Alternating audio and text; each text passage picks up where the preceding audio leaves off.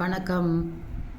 பெண்கள் தெரிந்து வைத்து கொள்ள வேண்டிய விஷயங்களில் 2 விஷயம் ரொம்ப மஸ்ட்டு.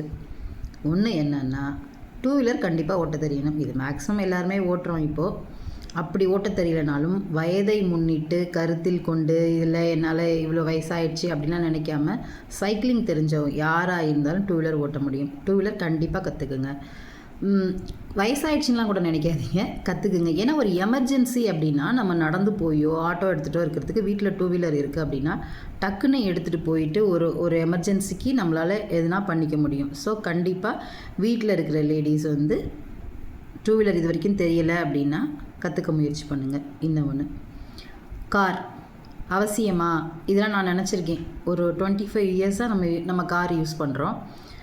ஆனால் நான் கற்றுக்கிட்டேன், அது முழுசாக கற்றுக்கல. ஏன்னா எனக்கு என்ன பயம்னா, கார் ஓட்டவும் கற்றுக்கிட்டோன்னா அதையும் நம்மளை ஓட்ட விட்ருவாங்க.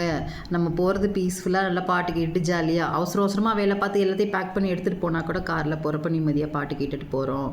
ஸோ அது நல்லா என்ஜாய் பண்ணணும் அப்படிங்கிறதுனால நான் டிரைவிங்கை பற்றி பெருசாக நினைக்கல.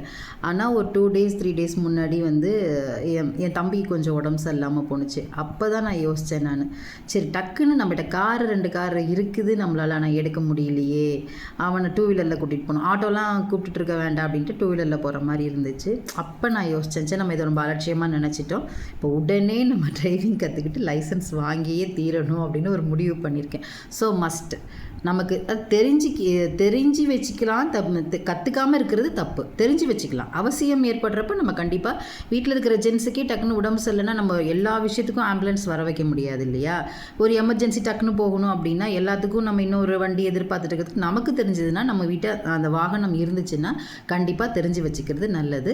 இது எனக்கு இப்போ தான் லேட்டாக உரைச்சிச்சு, அதனால் அதை நான் உங்ககிட்ட ஷேர் பண்ணுறேன். ஆனால் கண்டிப்பாக நம்ம எல்லாம் கற்றுக்கணும். பெண்கள் நம்ம எல்லா விஷயமும் ஓரளவுக்கு தெரிஞ்சு வச்சுக்கிறது மஸ்ட். நம்மளுக்கு ஜென்ஸு தான் இதை செய்யணும், ஜென்ஸு தான் அதை பண்ணணும் அப்படிங்கிறதுலாம் எதுவும் கிடையாது. நம்ம சரிநிகர் சமானமாக பேசுகிறோம், நமக்கு ஈக்குவல் ரைட்ஸ் கேட்குறோம் அப்படிங்கிறப்ப நம்ம ஈக்குவலாக செய்யலாம், தப்பு கிடையாது. அப்போ அவங்கள உட்கார வச்சுட்டு நம்ம ஓட்டிகிட்டு போகிறதுல ஒன்றும் தப்பு கிடையாது. இது நான் முன்னாடி ரொம்ப பேர்டனாக நினச்சேன். நம்மளை ஓட்ட விட்டுருவானுங்க, ஜாலியாக நம்ம என்ஜாய் பண்ண முடியாது. ஆனால் இப்போ நினைக்கிறேன், இந்த வயசில் இப்போ நம்ம அவசியமாக ஃபுல்லாக கற்றுக்கிட்டு லைசன்ஸ் வாங்கிடணும்.